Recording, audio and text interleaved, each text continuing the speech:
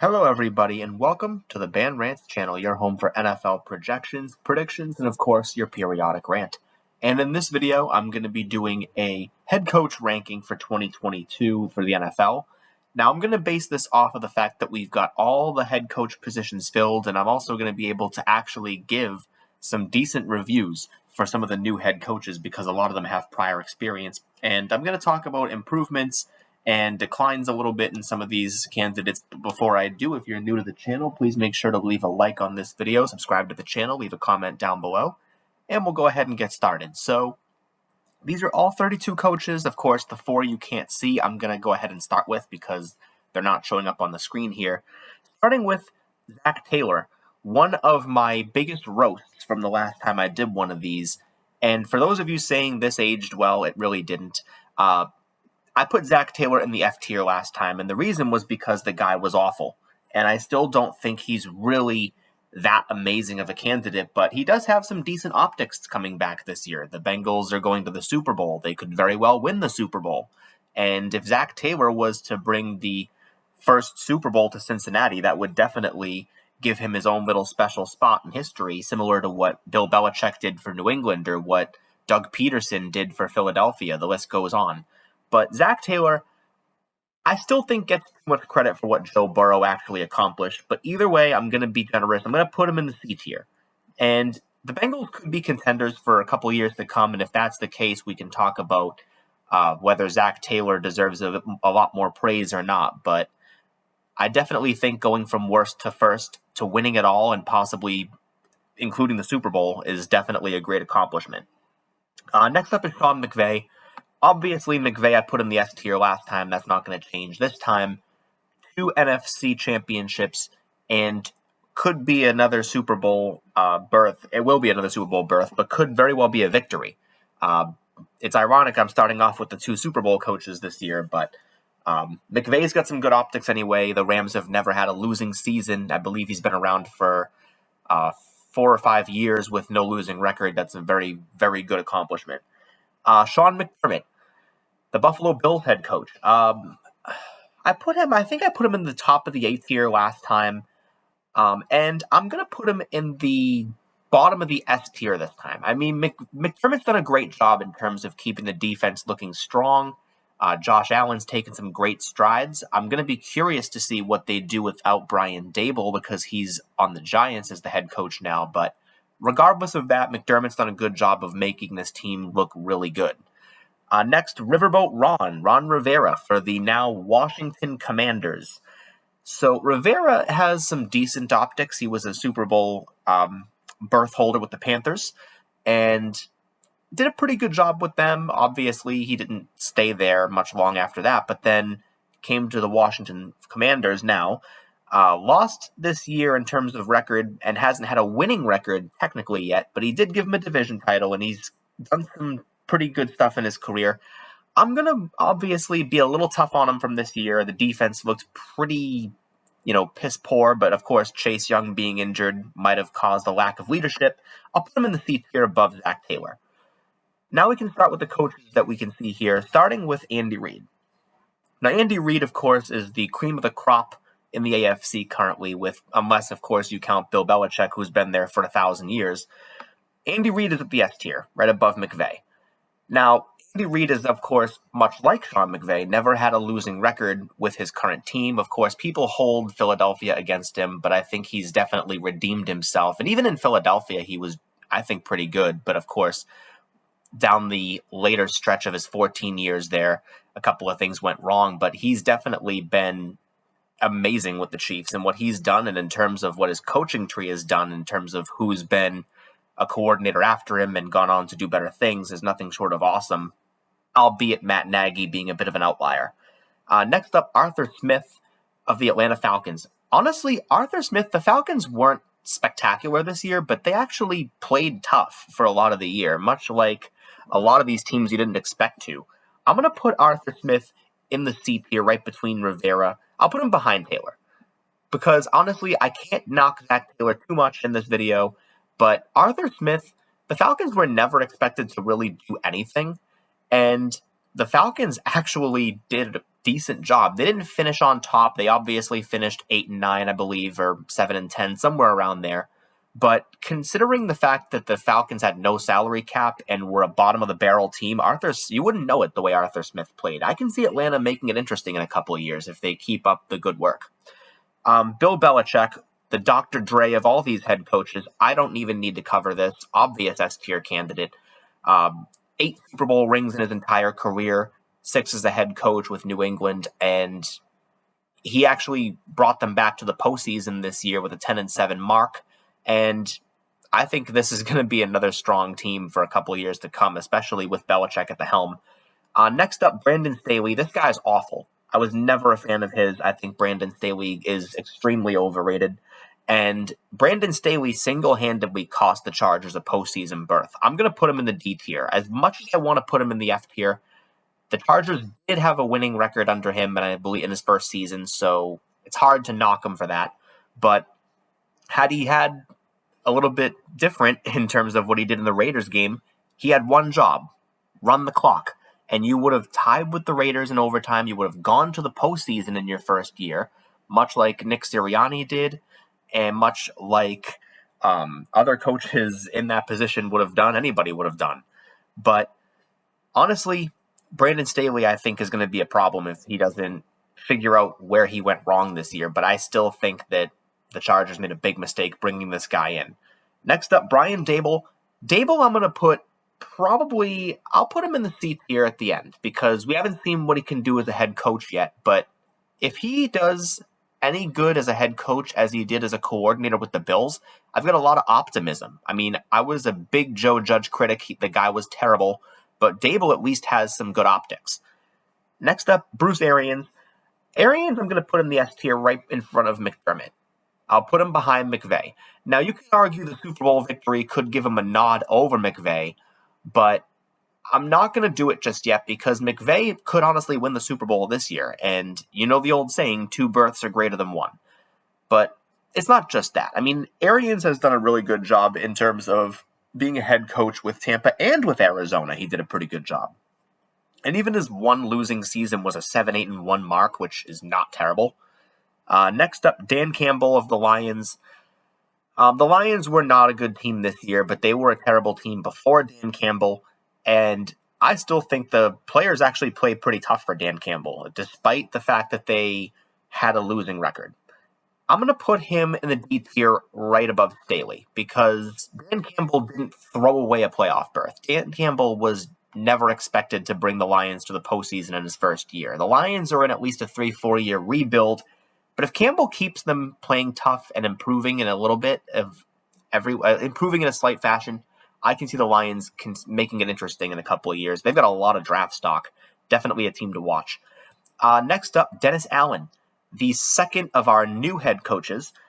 Dennis Allen as the Raiders head coach was awful, but he's been a really good defensive coordinator with the Saints. Now, he is, of course, filling in for Sean Payton as the Saints head coach, and it's going to be really interesting to see what he does. I'm going to put him in the C tier right behind Rivera because as a head coach, the guy was terrible. But it's been a little bit since he's been a head coach, and I think Dennis Allen at least has been around this team, so he kind of knows the direction that Peyton may have wanted to go in or was going in. So I don't think that this is going to be a really bad hire, despite a lot of critics. Next up, Doug Peterson, Dougie P, coming back to the NFL, and he's going to Jacksonville. Now, Jacksonville, I've been very critical about the front office. Trent Baalke is a moron, and Doug Peterson actually is a really good head coach. And a lot of people think that his last year in Philadelphia dented his image. I don't think so. I disagree.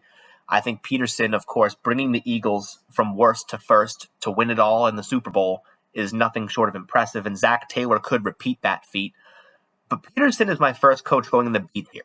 And the reason I'm putting him in the B tier is not just the Super Bowl nod, but Peterson actually, I believe I think he was there for 5 years in Philadelphia, and he gave them 2 division titles, a Super Bowl title, and a wild card. And I believe his postseason record was, I think it was 4-2, and that's actually pretty good considering the Eagles really haven't looked the same since. They did better this year, but not necessarily to the height that Peterson had them in. Even at his worst, Peterson was a really good coach for Philadelphia, ironically enough, off the Andy Reid tree. Next up, Frank Reich, another, you could argue, Andy Reid disciple, but this is more of a Doug Peterson disciple. Frank Reich, the Colts head coach, another B-tier candidate. I mean, even though the Colts had a bit of a choke job at the end of the year, the Colts were still a tough team, and they never looked like a team that was bad under Frank Reich. I mean, even at their worst, they still looked pretty good, and that's pretty impressive.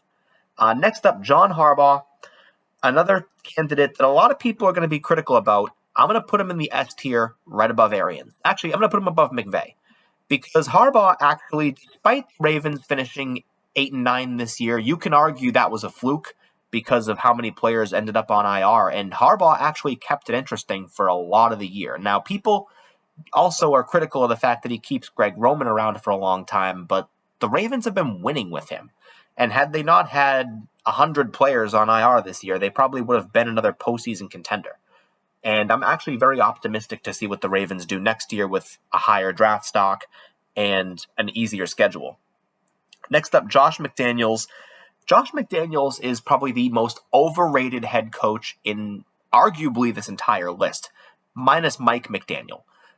And Josh McDaniels gets so much credit. Oh, he was good in Denver. He did a great job with New England, and he made Tom Brady look great, and he's making Mac Jones look great. I agree with one of those points. Mac Jones, I will admit, did pretty good, but he also had arguably the best college coach in current college football in Nick Saban. And going from Nick Saban to Bill Belichick is like a blessing. And he already looked good before Josh McDaniels. And I think he's going to continue to look good after Josh McDaniels. McDaniels, I'm going to be putting in the D tier. And a lot of people are going to look at this and laugh. Go ahead and laugh. The guy was awful in Denver. The guy is going to the Raiders, where the Raiders' offense is so-so. And if they improve, you can argue that he has a C-tier spot. But I just don't have faith in McDaniels. I never did. I was never a fan of his. I think he gets a lot of Adam Gase-like qualities, that he gets too much credit for things he had barely anything to do with. But we'll see what he does in the Raiders. I don't think he's going to do that great, but we'll see. And honestly, my first F-tier head coach is coming up next, Kevin O'Connor from the Minnesota Vikings. This is more of a knock on the Vikings and in terms of the hire. Now, what Kevin O'Connor can do, we'll see, but the hire was terrible. You could have had Jim Harbaugh, but it almost reminds me of that Pawn Stars Rick Harrison meme, where the Vikings are basically saying, we want to do Jim Harbaugh, but Rick says, best I can do is Kevin O'Connor. And the Vikings only have themselves to blame. They could have got Clint Kubiak. Again, much like Dennis Allen, that would have been a better move because he's been with the franchise and knows the direction. But Kevin O'Connor, I think, again, McVay is the one who runs that offense, and I think that Kevin O'Connor might get a little bit too much credit coming off the McVay tree, but we'll see what happens. I'm not optimistic. Another Kevin on this list, Kevin Stefanski of the Browns. I'm going to put Stefanski in the B tier behind Frank Reich. I mean, the Browns are not a good team. Baker Mayfield is awful, and he always will be awful, in my opinion. Whatever about that opinion, but Mayfield is a flash in the pan. But Stefanski's actually done a decent job of keeping the Browns afloat. I mean, an 8-9 record, it might not be the sexiest record, but it's also not a complete dumpster fire record. And could Stefanski be in trouble after Mayfield if he gets paid? Maybe, but right now I can't knock could-be's and would-be's. I have to actually base off of what is. Next up, Cliff Kingsbury. Cliff Kingsbury, I'm going to put in the B tier behind Stefanski. I mean, Kingsbury's not a bad coach, but the problem is his teams have a really bad habit the last couple of years of just going completely belly up in December and January. I mean, the Cardinals have been awful at this time of year, but I mean, they did improve technically, and they've looked better every year that Kingsbury's been there. So that's, of course, a big plus. And they finally knocked into the postseason and obviously didn't do well in the postseason, but, you know, one step at a time. Now, Kingsbury with Kyler Murray has been an excellent connection. There's a little bit of drama going on with Kyler Murray, but that's a different video. But Kingsbury, I think, in terms of being the head coach, has done a decent job. Kyle Shanahan, Another coach I put in the C tier, I'm going to give Kyle Shanahan, I'm going to give you a little gift. I'm going to put you in the B tier right behind Cliff Kingsbury.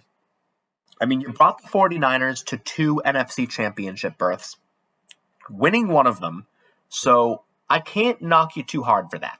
The problem is that the offense, in terms of weapons they have actually looked pretty good, but they haven't looked as good as you would expect from a Kyle Shanahan offense. And it's unfair, but that's just how it is. Next up, Lovie Smith, one of my favorite head coaches in history, who I think got screwed not once but twice. Lovie Smith is the Texans head coach, and you could argue he's being screwed for a third time. Now, will they pull a David Culley and fire him after one season? I really hope not, because I think Lovie Smith, going to a team with absolutely nothing on it, deserves at least 2-3 years. And he's another one that got hired from within. Lovie Smith did excellent with the Bears, brought them to a Super Bowl, got fired after a 10-6 season, which makes sense to absolutely nobody, and spent 2 years with Tampa, but arguably had to clean up Greg Schiano's mess, but got fired after going from 2-14 to 6-10, which makes sense to nobody. But overall, Lovie Smith is at the bottom of the B tier. I'll put him right in front of Shanahan, because overall, the guy's a good head coach. And for those of you out there who are saying that this is a terrible hire by the Texans, please educate yourself, because you don't know what you're talking about. The guy's older.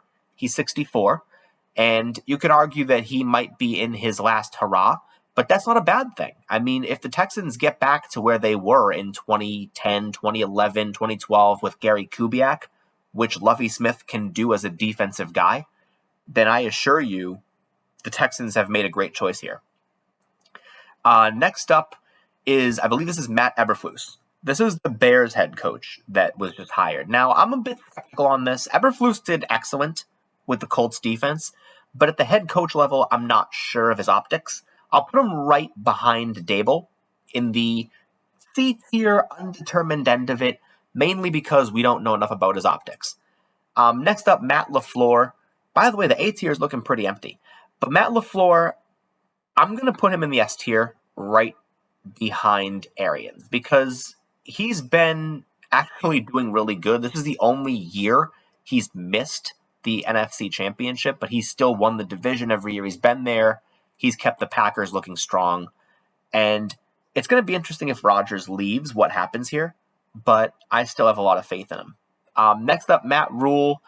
Matt Rule, again, I'm not big on him. I gave him the benefit of the doubt last year, but he just hasn't looked that great. I'm also going to be putting him in the D tier, right in front of Staley.